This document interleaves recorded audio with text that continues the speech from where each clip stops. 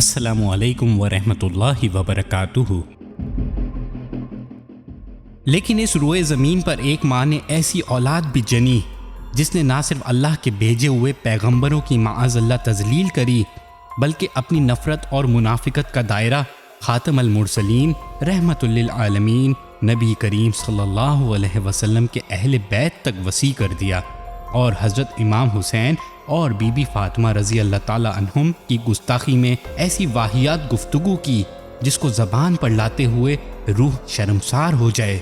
آئیے جانتے ہیں کہ مرزا غلام احمد لعنت اللہ حضرت امام رضی اللہ تعالیٰ عنہ کے بارے میں کیا سوچ رکھتا ہے۔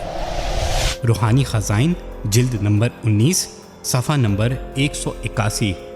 مرزا غلام احمد قادیانی کہتا ہے، اور مجھ میں اور تمہارے حسین میں بہت فرق ہے، کیونکہ مجھے تو ہر ایک وقت خدا کی تائید اور مدد مل رہی ہے، مگر حسین بس تم دشت کربلا کو یاد کر لو، اب تک تم روتے ہو۔